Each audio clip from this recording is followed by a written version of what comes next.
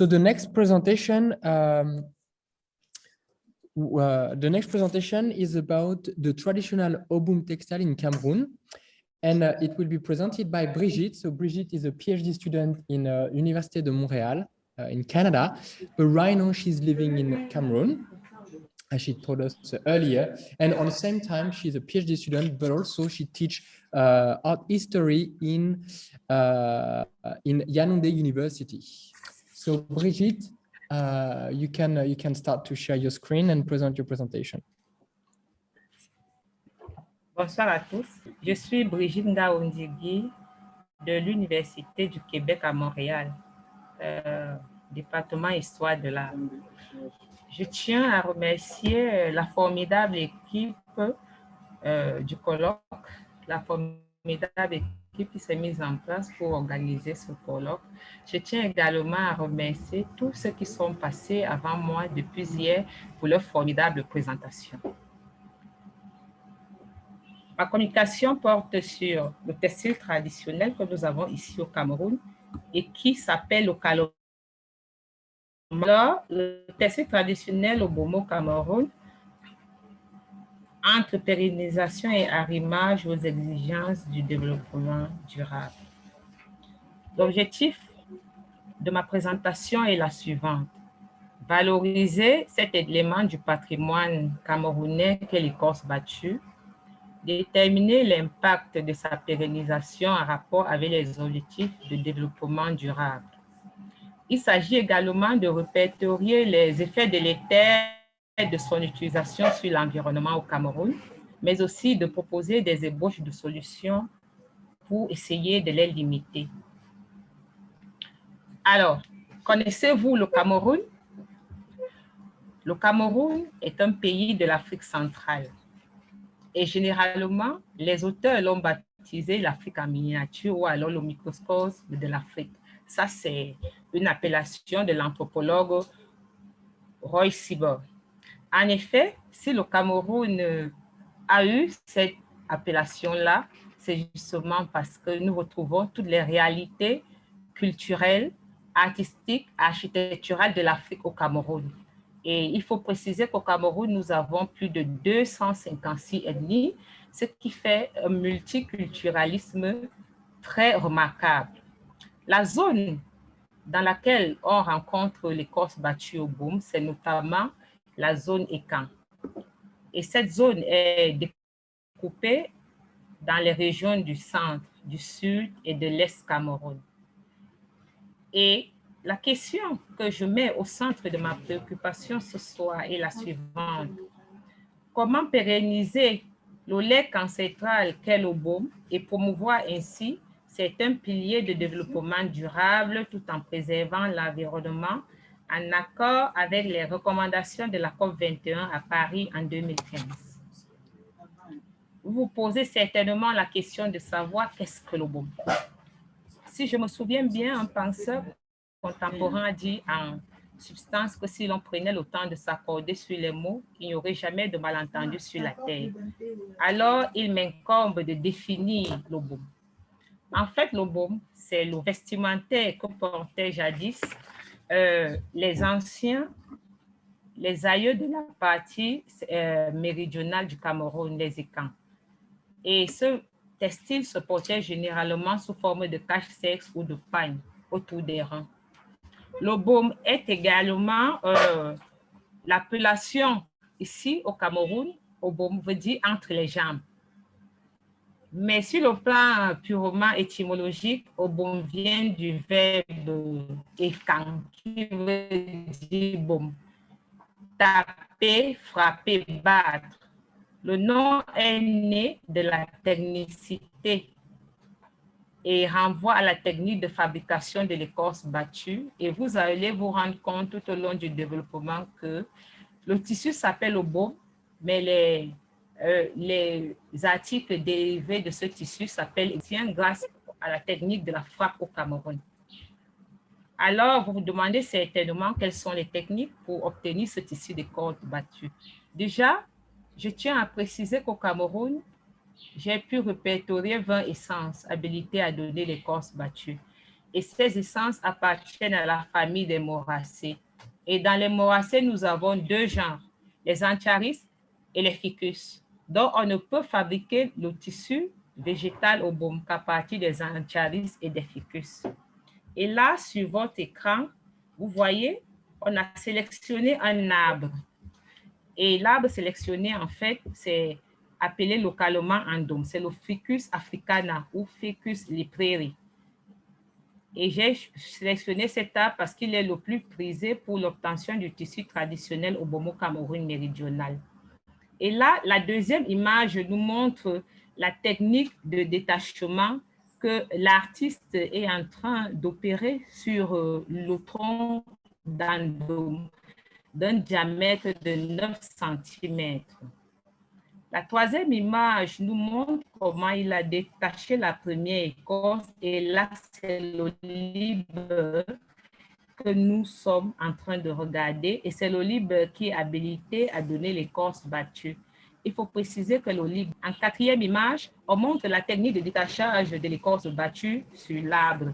Et il faut préciser que cela se fait grâce au maillet.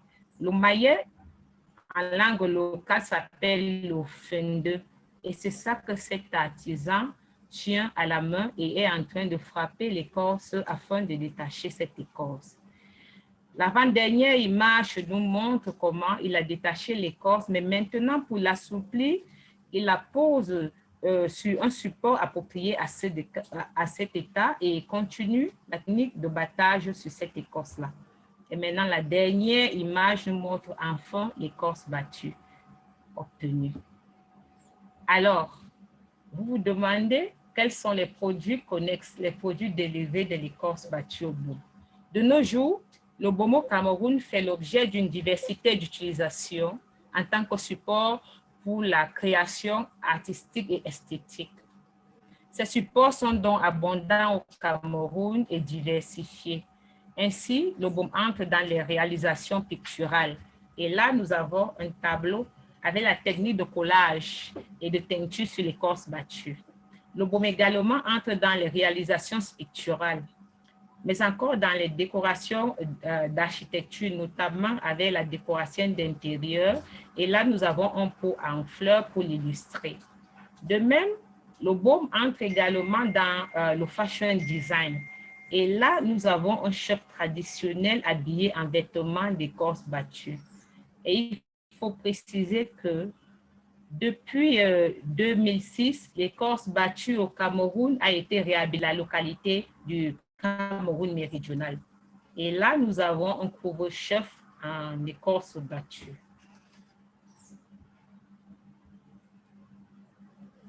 Alors, on se demande, après tout cela, quels sont les liens avec les objectifs du développement durable. Alors, j'ai nommé le premier pilier, le pilier économique. Le baume, patrimoine du peuple écan, contribue donc à produire des richesses et de ce fait à lutter contre la pauvreté. Et là, nous avons sur notre slide le premier objectif de développement durable qui est pas de pauvreté. Lors de son processus de transformation, donc, les populations riveraines doivent tirer profit pour assurer les besoins fondamentaux et la suivi, de même que l'éducation de leur progéniture. En effet, dans les centres spécialisés que nous mettons sur pied au Cameroun méridional, la réalisation des produits connexes de l'écorce battue se fera et il y aura la vente des produits et cette vente assumera à coup sûr les entrées de devises dans la localité. Ces devises sont donc des revenus inéluctables aidant au développement. Ainsi, nous pouvons nous rendre compte que ça correspond au premier objectif du développement durable qui est pas de pauvreté. Ça correspond également au deuxième objectif du développement durable qui est fin zéro. Ça correspond également au troisième objectif du développement durable qui est bonne santé et bien-être, mais encore au quatrième objectif du développement durable qui est éducation de qualité et enfin au huitième objectif de développement durable qui est travail décent et croissance économique. En deuxième position, nous avons le pilier écologique. L'ethnoproduit qu'est le baume est 100% bio parce qu'il est tiré des essences végétales. À cet effet, le baume ne nécessite aucune transformation chimique et contribue ainsi. Cela implique l'objectif 11 du développement durable qui est ville et communauté durable. De même que l'objectif 12 du développement durable qui est consommation et production responsable. Nous avons, comme je vous l'ai dit tantôt, depuis le 25 août 2006, dans la région du Sud-Cameroun, sous le récépissé numéro 0087-RDA-RO07-BAPP, le Conseil annuel des chefs traditionnels a réhabilité l'écorce battue comme tenue d'apparat. Et au Cameroun, l'autorité traditionnelle aide non seulement à gérer les populations, mais également à gérer les conflits dans les communautés. Et là, on se rend compte que nous avons une cohésion sociale et une justice sociale que ce tissu fédère. Ainsi, cela correspond au 16e objectif du développement durable qui est paix, justice et institutions efficaces. En dernière position, nous avons le pilier culturel. La mise en valeur de l'ethnoproduit qu'est l'écorce battue doit favoriser les activités de tourisme et de protection du patrimoine au Cameroun. La relation entre le patrimoine qu'est l'écorce battue et le tourisme est dynamique. De manière durable, elle doit donc être gérée de manière durable au profit des générations présentes, mais également des générations futures. Et nous savons tous que le tourisme est porteur d'avantages pour les communautés d'accueil et leur procure les moyens importants et des justifications pour prendre en charge et maintenir leur patrimoine et leurs pratiques culturelles. Ainsi donc, nos produits au baume ont un côté touristique visuel à ne pas banaliser, ce qui nous fait penser ici à l'un des objectifs de la Charte internationale du tourisme culturel tel que implémenté par l'ICOMOS en 2019, à savoir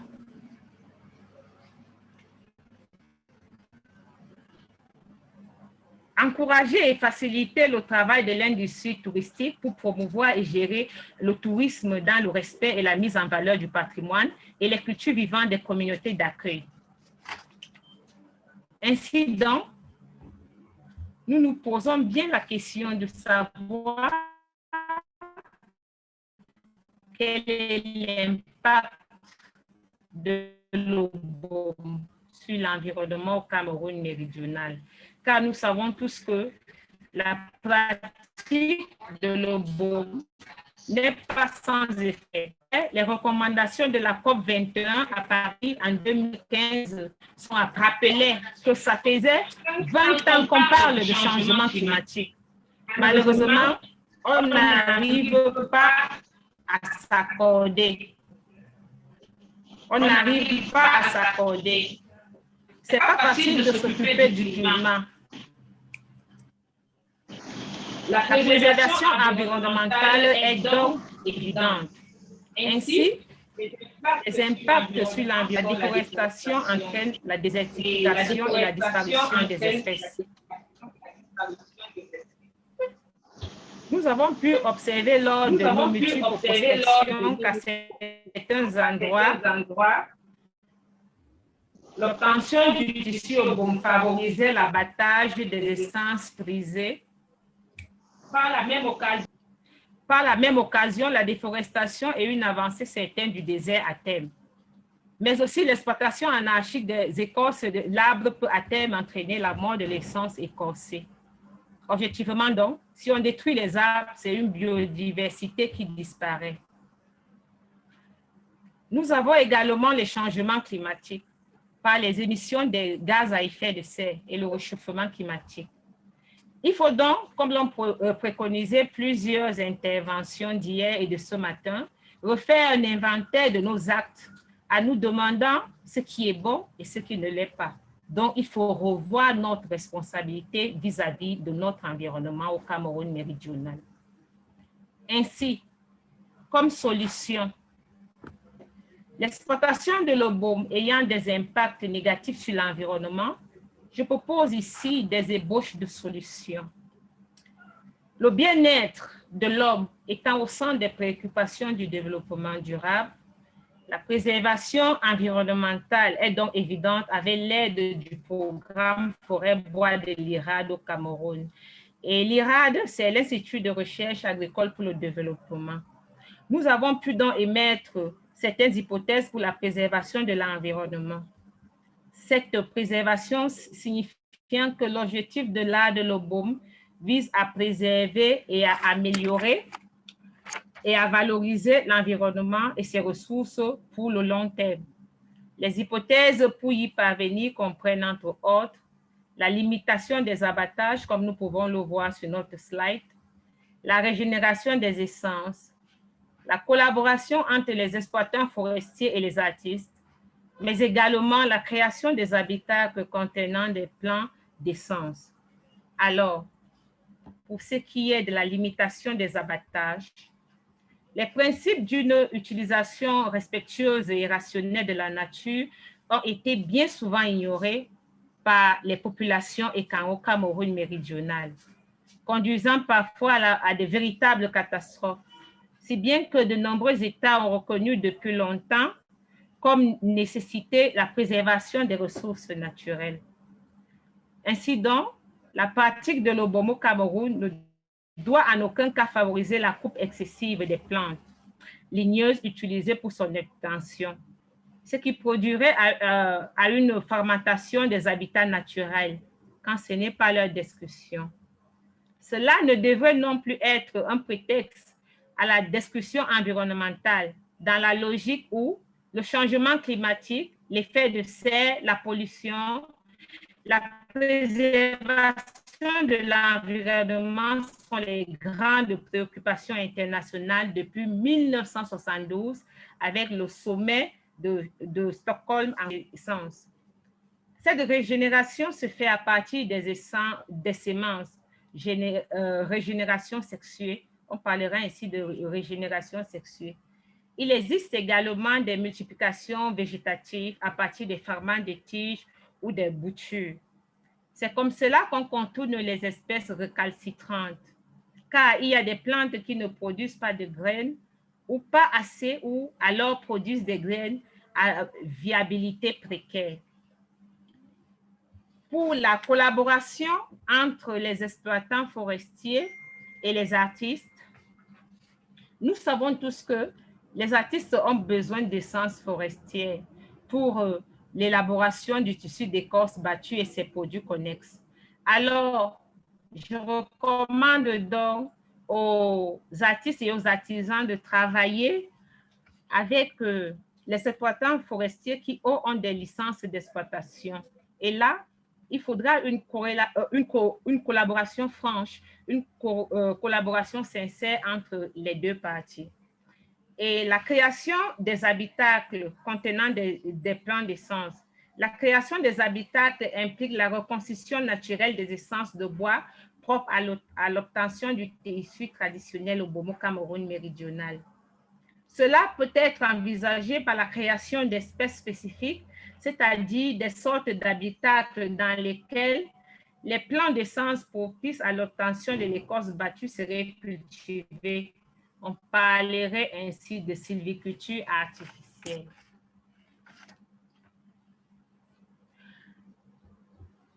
En conclusion, le legs ancestral qu'est l'obôme est l'ontologie des peuples de la forêt et ainsi nécessite une mise en valeur optimale pour sa pérennisation. Son exploitation constitue une solution efficace pour la promotion des objectifs de développement durable. Pour ce faire, on se doit de limiter lors de nos exploitations des impacts négatifs sur notre environnement. Mesdames et messieurs, obomiquement vôtre.